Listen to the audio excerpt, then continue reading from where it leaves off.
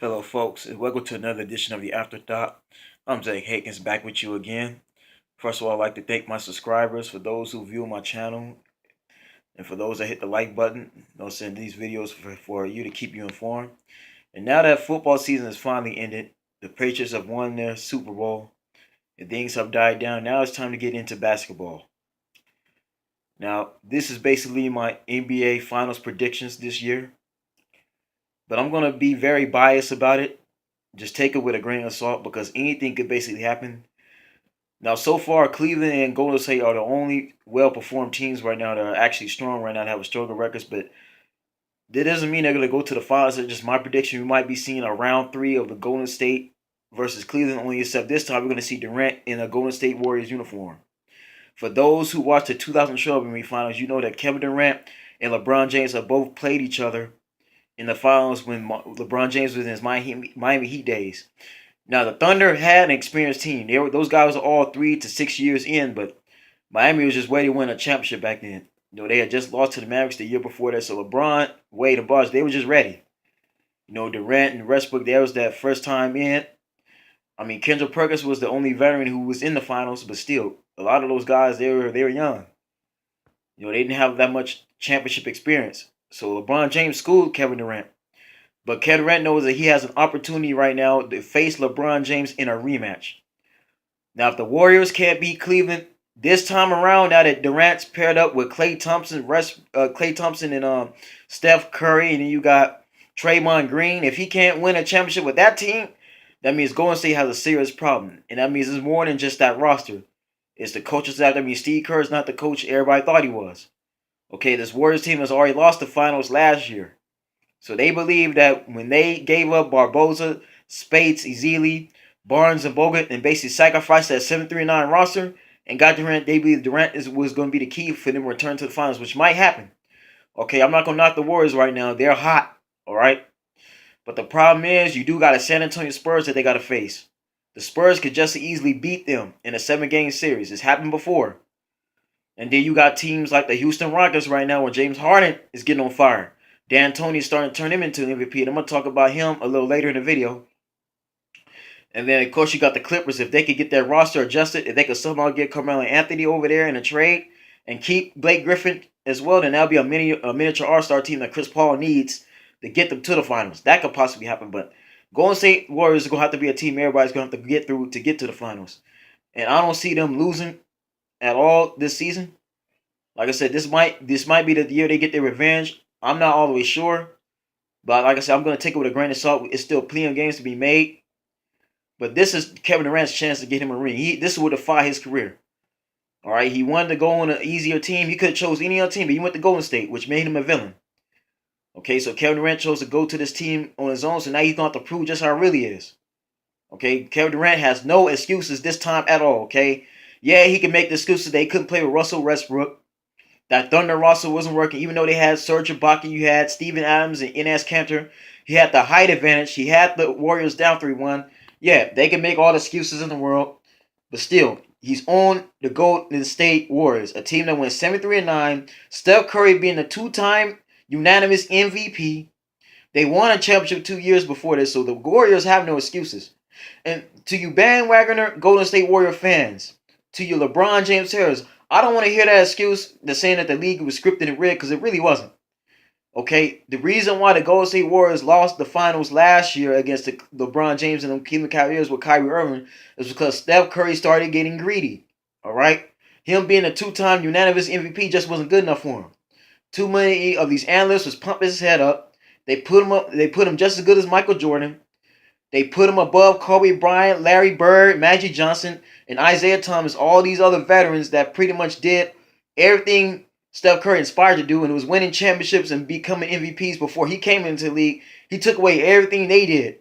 All right, the Warriors was just too cocky for their own team. All right, yeah, they went 7-3-9, but how you go 7-3-9 and still don't win the finals? So you got to understand, Tyronn Lue was a more experienced coach than Steve Kerr.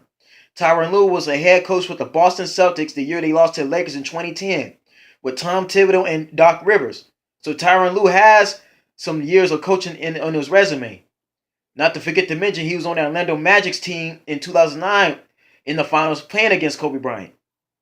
So people forgot that about Tyronn Lue. Tyronn Lue should have been the head coach, not David Blatt. But for LeBron James and this Cleveland Cavalier team, if they're gonna want to beat this Golden State Warriors team, it's going to have to be through Kevin Love. Kevin Love has got to step up. He has got to be more of a beast like he was in his Minnesota Timberwolves days. And I understand that Kevin Love might feel he don't fit in with this roster. He's a third wheel out, but he's got to do more. We all know what Kyrie Irving can do. Okay, Kyrie Irving was the main reason why the Cavaliers was able to beat the Warriors for the simple fact Steph Curry had problems guarding Irving. Kyrie Irving can do everything Steph Curry could do on the court, but it's got to be Kevin Love. Kevin Love has to be the key to stopping Kevin Durant. Kevin Love has a size and the skill to match up with a Kevin Durant. Defensively, okay, he may not be able to outscore Durant, but he can slow Kevin Durant down. Kevin Love is going to have to be the piece this year. Okay, Irving came through last year, but now it's got to be Kevin Love. If Kevin Love can't play the way he should be right now, then it means Cleveland are going to once again have problems against Golden State like they did the first time around. Okay? Yeah, we could all say that Kyrie Irving got injured in the 2015-2016 season, and he was out after game 1, which is the reason why Golden State had advantage, but Kevin Love was injured too. Kevin Love is going to have to stop being quiet. And see, the problem with Cleveland right now, LeBron James is tired of being the only one putting in most of the work. LeBron James feels that him and Irving are doing too much and not these other players are stepping up. Tristan Thompson's not doing enough. Okay, Iman Shumpert's not doing enough. J.R. Smith hasn't been doing enough.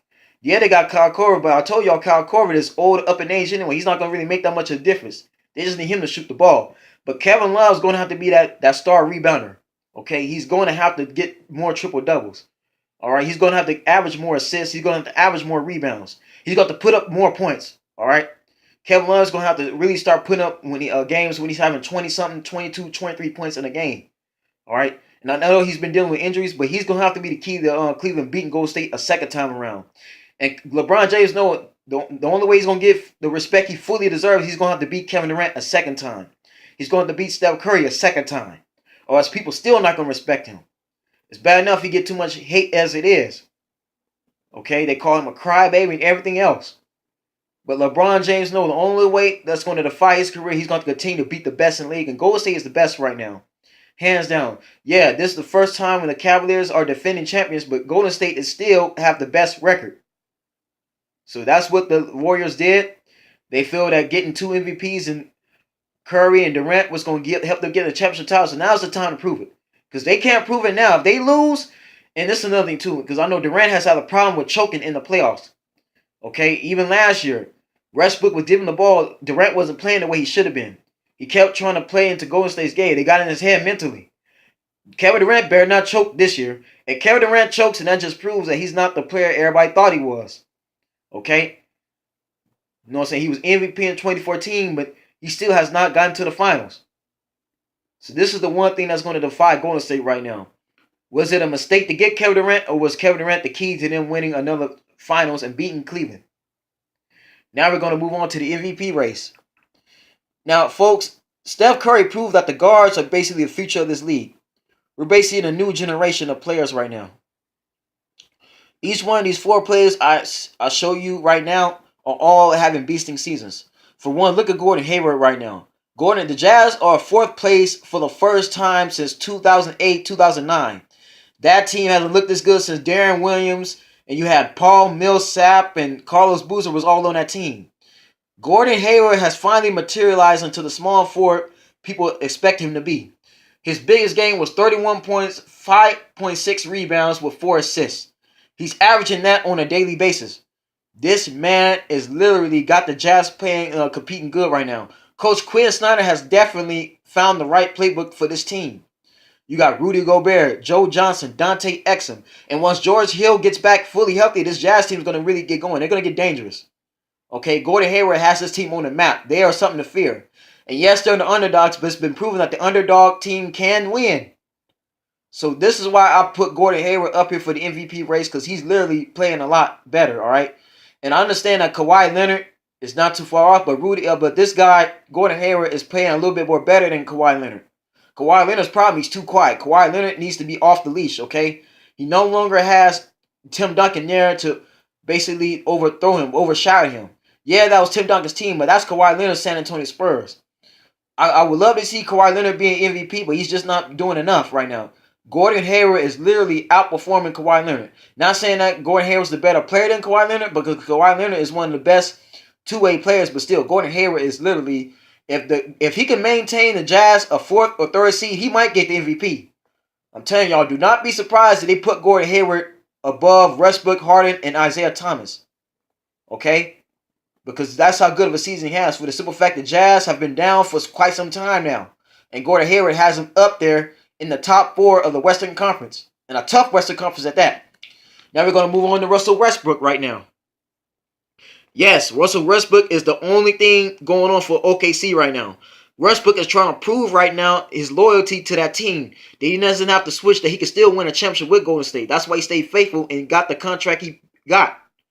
Russell Westbrook, and I know it, man, all odds against him right now. I would love to see Russell Westbrook get MVP. Matter of fact, he's my MVP choice right now. This is the candidate.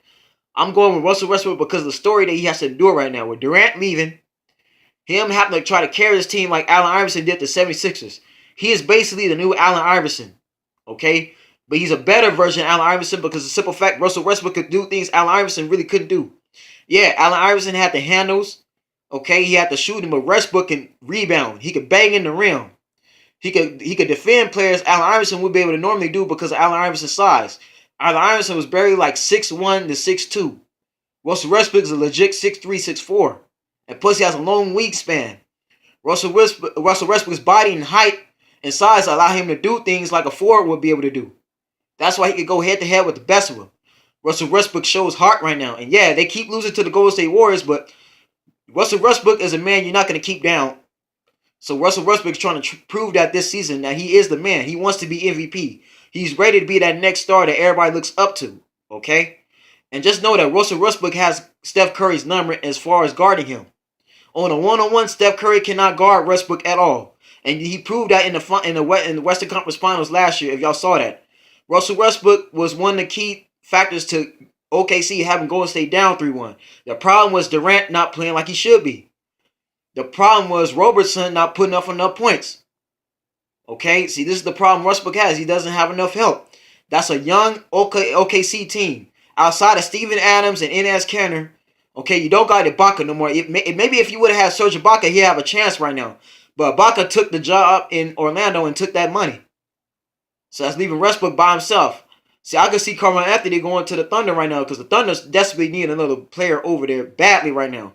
It can't be all Westbrook by himself, and this is the problems they're having right now. But Westbrook is literally carrying his team on his back, which is the reason why he's an MVP candidate. Now we have James Harden. Now everybody know the story of James Harden originally. He wanted the MVP award. He felt that the league cheated him at the MVP award because they made Steph Curry the favorite. But James Harden is another quality player who's having just as good a season as Steph Curry.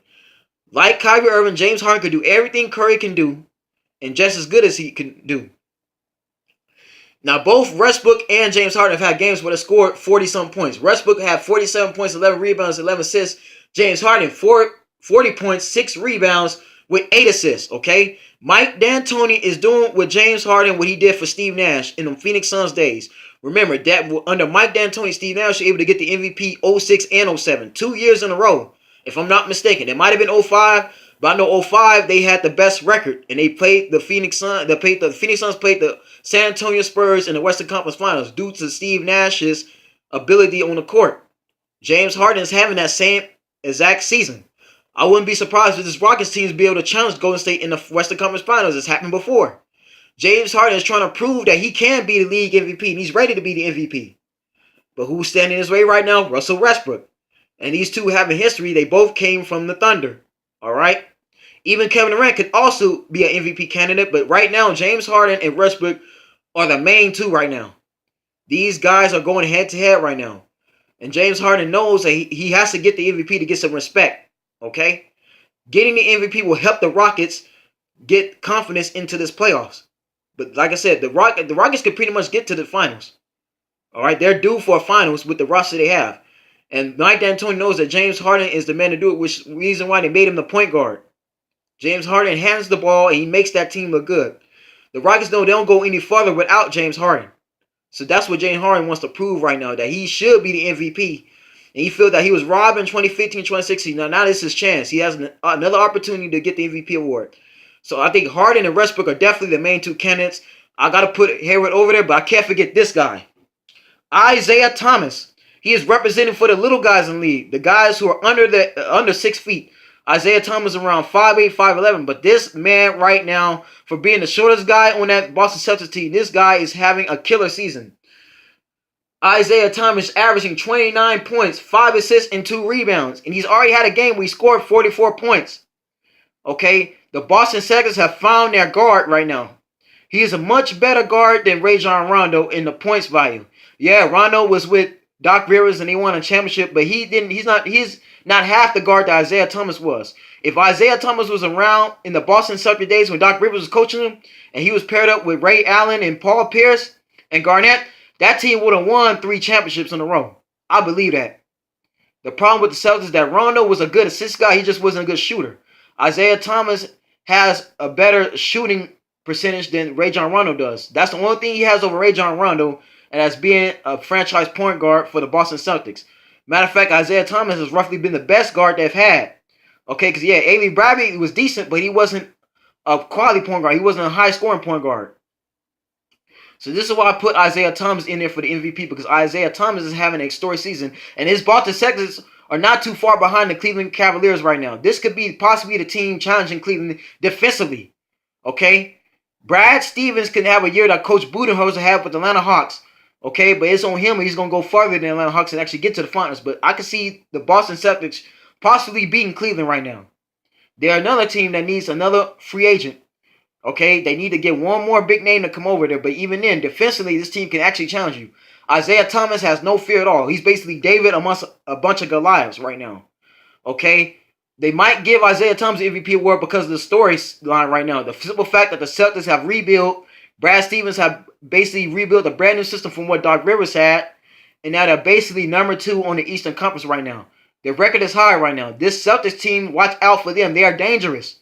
And yeah, you got the Toronto Raptors and the Indiana Pacers and the Washington Wizards looking good, but not as much as this Boston Celtics team. Okay?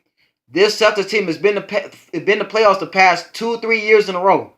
But it started with Isaiah Thomas. Okay? He has Jay Crowder with him. He has the great Al Horford. Al Horford has been the center that the Celtics have needed. The only thing I think the Celtics need is a shooting guard right now. You got Jaylen Brown. Jaylen Brown is definitely potential. But they need one more good scorer right now. But Isaiah Thomas, what he's been doing for his team is without a doubt phenomenal. You cannot deny that at all. You can't forget about Isaiah Thomas. This is what I'm saying. Steph Curry pretty much set the tone for these guards. These guards are the future of this league. They're changing the way basketball is being played.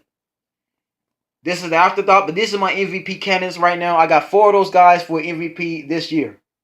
Yeah, Kevin Durant could just easily get it. LeBron James, he'll be put up there, but these 4 guys are the best performer right now. They're efficient. Okay, their stats, they're not falling off not once. And especially Westbrook. Westbrook still hasn't lost a step at all. But that's my prediction for the NBA thus far. I know it's still a lot of basketball to be played and anything can happen right now, but this is just what I'm going right now. I'm going Cleveland, Golden State, round 3. This is going to be a third matchup. They basically have a rival that the Lakers and the Celtics have had in the 80s. Okay, there's nothing changed. This is the new NBA rivalry is Cleveland and Golden State. This is the afterthought. If you like my video, subscribe to it. Hit the like button. There'll be more videos on the way. Y'all stay blessed and I'll see you soon.